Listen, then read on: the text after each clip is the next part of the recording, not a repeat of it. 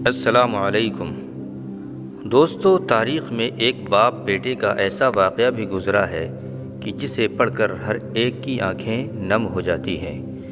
حضور صلی اللہ علیہ وسلم کی وفات کے 55 سال گزر چکے ہیں۔ صبح کا وقت تھا۔ فجر کی نماز میں ایک فرخ نام کا آدمی مسجد میں آتا ہے اور نماز ادا کر کے امام صاحب کی تقریر سننے بیٹھ جاتا ہے۔ امام صاحب کہہ رہے تھے کہ اے لوگو، ترکستان میں جہاد ہو رہا ہے، وہاں لوگوں کی ضرورت ہے، اس لیے آپ لوگ اس جہاد میں شرکت کریں۔ حضرت فرخ نے جب یہ باتیں سنی کہ ترکستان کے جہاد میں لوگوں کی ضرورت ہے تو وہ اپنے گھر آئے۔ ان کی ابھی نئی نئی شادی ہوئی تھی۔ انہوں نے اپنی بیوی سے کہا کہ میں اللہ کے راستے میں جہاد پر جانا چاہتا ہوں۔ بیوی نے کہا کہ آپ یہ کیسی باتیں کر رہے ہیں؟ میرے پیٹ میں آپ کا 2 مہینے کا بچہ ہے۔ اگر آپ مجھے اکیلا چھوڑ کر چلے جائیں گے تو میرا اور میرے بچے کا کیا بنے گا؟ فرخ نے کہا کہ اے اللہ کی بندی، تو اللہ پر بھروسہ رکھ، اور یہ میرے پاس 4000 دینار ہیں، انہیں تو اپنے خرچے میں لانا، اور میں 4 مہینے میں واپس آ جاؤں گا۔ بہت کہنے کے بعد بیوی نے کہا ٹھیک ہے، لیکن جلدی واپس آنا۔ اور پھر اسی دن فرخ نے اپنا جہاد کا سامان تیار کیا اور شام ہوتے ہوتے اپنا گھوڑا لے کر گھر سے نکلنے لگے۔ شوہر کو جاتا دیکھ بیوی کی آنکھوں میں آنسو بھر آئے۔ فرخ نے بیوی کو گلے سے لگاتے ہوئے کہا کہ تم پریشان نہ ہو، اللہ تمہارا رکھوالا ہوگا، میں جلد ہی واپس آ جاؤں گا، اور ہاں، ایک بات کا خیال رکھنا، اگر میں واپس نہ آ سکوں اور اللہ کی راہ میں شہید ہو جاؤں تو تمہارے پیٹ میں جو بچہ ہے، اگر وہ لڑکا ہوا تو اسے بہت بڑا عالم بنانا اور دین کی تعلیم دینا، اور اگر لڑکی پیدا ہوئی تو اس کی اچھے سے تربیت کرنا، اور پھر کسی شریف گھرانے میں اس کی شادی کر دینا۔ اتنا کہہ کر نم آنکھوں کے ساتھ فرخ نے اپنا سامان اپنے کندھے پر لیا اور گھوڑے پر بیٹھ کر چل دیے۔ بیوی دروازے پر کھڑی اپنی محبت اپنے شوہر کو دیکھ رہی تھی۔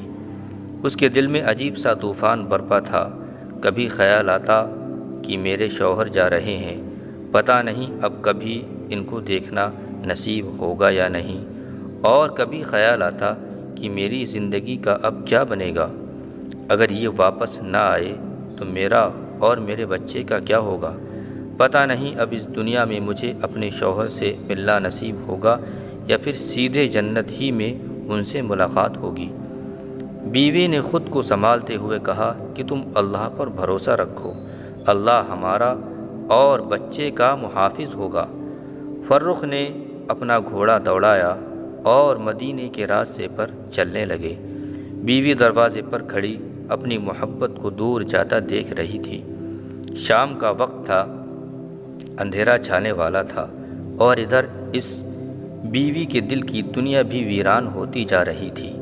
وہ بیچاری دروازے پر کھڑی مسلسل روئے جا رہی تھی اور اپنے شوہر کو دور جاتا دیکھ دل ہی دل میں اللہ سے فریاد کر رہی تھی کہ میرے مولا، میرے شوہر کی حفاظت فرمانا اور انہیں صحیح سلامت گھر واپس بھیج دینا۔ اچانک دور ایک گلی سے فرخ نے اپنا گھوڑا دوسری طرف موڑا اور وہ بیوی کی نظروں سے چھپ گئے، اوجھل ہو گئے۔ ادھر بیوی دروازے کے پاس ہی بیٹھ کر سسک سسک کر رونے لگی۔ اسے کچھ سمجھ نہیں آ رہا تھا کہ اب اس اکیلے گھر میں کیا کریں۔ دن گزرتے گئے۔ ایک دن گزرا، ایک ہفتہ گزرا، ایک مہینہ گزرا، اور اسی طرح 4 مہینے گزر گئے۔ بیوی بھی بیچاری انتظار میں بیٹھی تھی کہ اب 4 مہینے گزر چکے ہیں۔ انہوں نے وعدہ کیا تھا کہ 4 مہینے بعد میں واپس آ جاؤں گا، اسی لیے اب کسی دن میرے شوہر ضرور واپس آ جائیں گے اور میری زندگی میں پھر سے خوشیاں بھر جائیں گی۔ لیکن اسی طرح پورا سال گزر گیا، شوہر واپس نہیں آئے اور ان کی کوئی خبر بھی نہ ملی۔ کئی سال گزر گئے۔ وہ بیچاری بیوی ہر روز ہلکی سی آہٹ پا کر دروازے کی طرف بھاگتی کہ شاید میرے شوہر واپس آ گئے ہیں، لیکن دروازے پر پہنچ کر معلوم ہوتا کہ ابھی تو جدائیاں ہی جدائیاں ہیں۔ بیوی انتظار کرتی رہی اور مدینہ میں ہر آنے جانے والے سے پوچھتی رہی کہ تمہیں میرے شوہر فرخ کے بارے میں کچھ پتہ ہے، لیکن سبھی لوگوں سے صرف ایک ہی جواب ملتا کہ ہمیں فرخ کی کوئی خبر نہیں کہ وہ کہاں ہیں اور کس حال میں ہیں۔ اسی طرح 10 سال گزر گئے۔ اب تو امید بھی ٹوٹ چکی تھی۔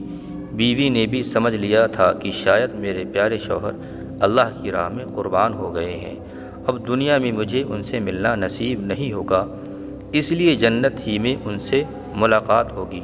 فرخ کے گھر ایک لڑکے کی پیدائش ہوئی۔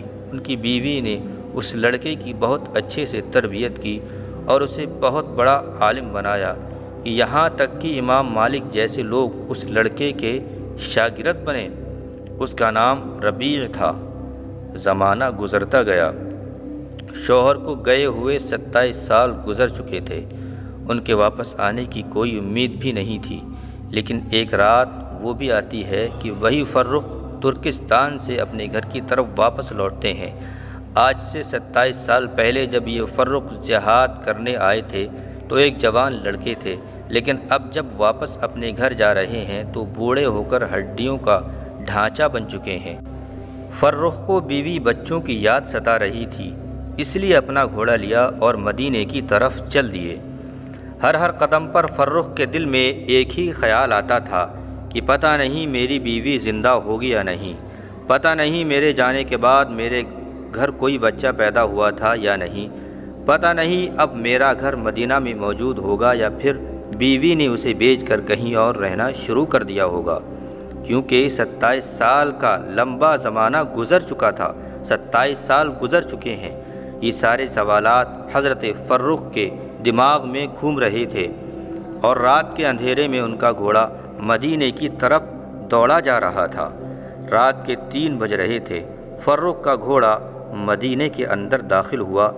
ہر طرف سناٹا ہی سناٹا تھا، لیکن فرخ کے دل میں ایک طوفان برپا تھا۔ ہزاروں سوالات تھے جو فرخ کو پریشان کر رہے تھے کہ پتہ نہیں میری بیوی زندہ ہوگی یا نہیں۔ فرخ نے اپنے گھوڑے کی رفتار دھیرے کر لی اور خاموش لفظوں کے ساتھ آہستہ آہستہ اپنے گھر کی طرف بڑھنے لگے۔ چلتے چلتے اپنے گھر کے پاس پہنچ گئے۔ رات کا وقت تھا، گھر کی دیواریں زیادہ اونچی نہیں تھیں، اس لیے فرخ نے اپنے گھوڑے کو ایڑ لگائی اور گھوڑا چھلانگ لگا کر گھر کے آنگن میں جا کھڑا ہوا۔ ایک نوجوان لڑکا بیچ آنگن میں چارپائی پر لیٹا سو رہا تھا۔ جب گھر میں کسی کی آہٹ ہوئی تو وہ لڑکا اٹھ بیٹھا۔ اس نے دیکھا کہ اس کے گھر میں ایک اجنبی آدمی ہاتھ میں تلوار لیے کھڑا ہے۔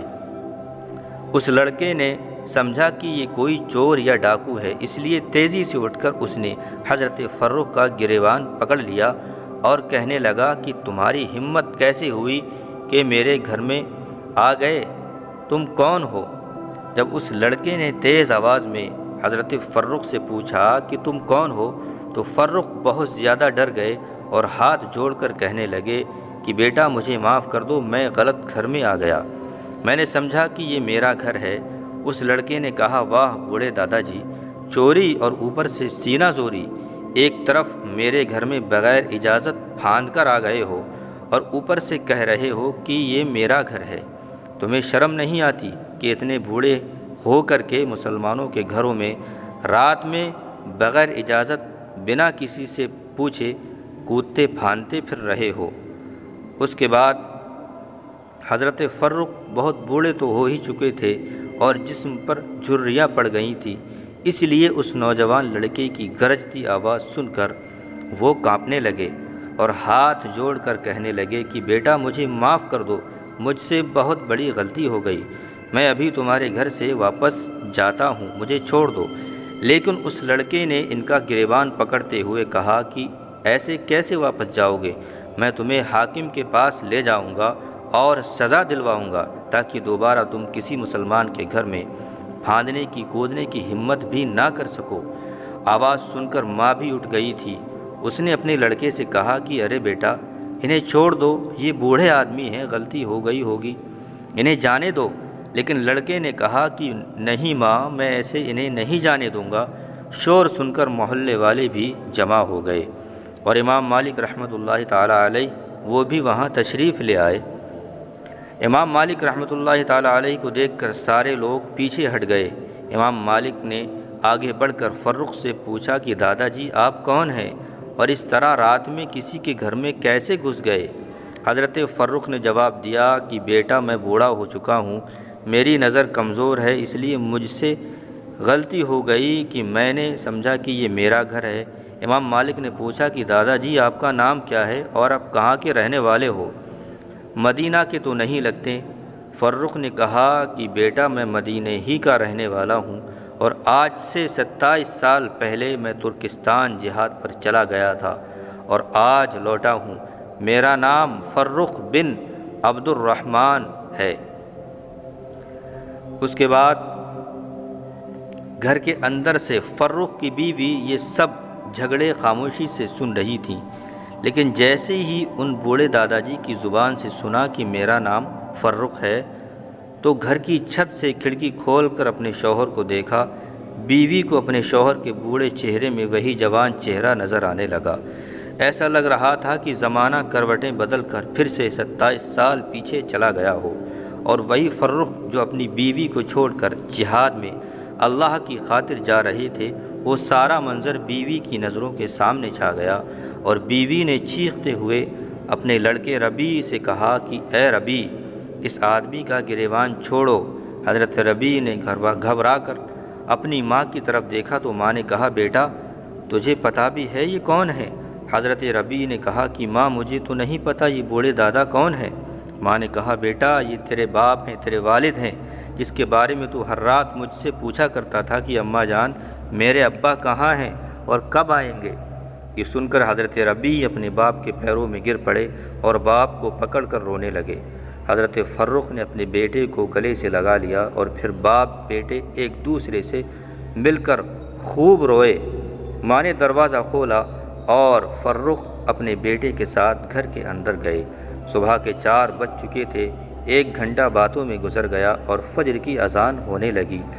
حضرت فرخ نے اپنی بیوی سے پوچھا کہ جہاد پر جاتے ہوئے میں نے تمہیں 4000 دینار دیے تھے، تم نے ان کا کیا بنایا؟ بیوی نے کہا کہ وہ 4000 دینار محفوظ رکھے ہیں، آپ پہلے مسجد نبوی شریف میں جا کر فجر کی نماز ادا کریں، نماز پڑھائیں۔ اس کے بعد حضرت ربیع پہلے ہی مسجد جا چکے تھے۔ فرخ تھوڑا دیر سے مسجد میں پہنچے تو ایک بہت بڑا مجمع پہلے سے مسجد نبوی میں موجود تھا۔ فرخ نے پیچھے کھڑے ہو کر جماعت کے ساتھ فجر کی نماز پڑھی، اور پھر نماز کے بعد کیا دیکھتے ہیں کہ امام صاحب اپنی جگہ پر گھوم کر بیٹھ گئے، اور بڑے بڑے علماء کرام کی امام مالک جیسے لوگ ان امام صاحب کو گھیر کر بیٹھ گئے، اور پھر امام صاحب لوگوں کو حدیث کا درس دینے لگے۔ فرخ کی آنکھوں کی روشنی کمزور ہو گئی تھی، اس لیے وہ امام صاحب کو پہچان نہیں پائے اور پیچھے ہی بیٹھ کر سارے لوگوں کے ساتھ حدیث کا درس سننے لگے۔ جب درس مکمل ہوا تو حضرت فرخ نے بغل میں بیٹھے ہوئے ایک آدمی سے پوچھا کہ بھائی یہ اتنا بڑا عالم محدث کون ہے کہ جو اتنے سارے لوگوں کو حدیث پڑھا رہا ہے، اور اس کے درس میں امام مالک رحمۃ اللہ تعالیٰ علیہ جیسے لوگ بھی شاگرد بن کر ادب کے ساتھ بیٹھے ہوئے ہیں؟ اس آدمی نے کہا کہ دادا جی آپ انہیں نہیں جانتے۔ فرخ نے کہا کہ بیٹا مجھے تو نہیں پتا کہ یہ کون ہے۔ اس آدمی نے کہا کہ لگتا ہے آپ مدینہ میں نئے آئے ہو۔ آپ مدینہ میں نئے آئے ہو؟ فرخ نے کہا کہ ہاں بیٹا میں آج ہی مدینہ آیا ہوں، لیکن میں رہنے والا مدینہ ہی کا ہوں۔ اس آدمی نے کہا دادا جی یہ اس وقت کے سب سے بڑے عالم ربیع ہیں۔ فرخ نے پوچھا کہ بیٹا ان کے باپ کا نام کیا ہے؟ اس آدمی نے جواب دیا کہ ان کے باپ کا نام فرخ ہے، جو آج سے 27 سال پہلے اللہ کی راہ میں جہاد کے لیے چلے گئے تھے اور شاید وہیں شہید بھی ہو گئے۔ یہ سن کر حضرت فرخ بہت زیادہ خوش ہوئے کہ میرا لڑکا اتنا بڑا عالم بن چکا ہے۔ گھر آئے اور بیوی کو گلے سے لگا لیا اور کہا کہ تم نے میری تمنا پوری کر دی، میں خود تو نہیں پڑھ پایا لیکن تم نے میرے بچے کو اتنا پڑھا دیا کہ وہ آج امام مالک جیسے لوگوں کا استاد ہے۔ بیوی نے کہا کہ آپ نے جو پوچھا تھا کہ وہ 4000 دینار کہاں ہیں، تو میں نے وہ سارے دینار تمہارے اسی بیٹے کو پڑھانے میں لگا دیے۔ فرخ نے کہا کہ حقیقت میں تم نے میرے پیسے برباد نہیں کیے۔ دوستو ویڈیو پسند آئے تو لائک و شیئر کریں اور چینل کو سبسکرائب کریں۔ السلام علیکم ورحمۃ اللہ وبرکاتہ۔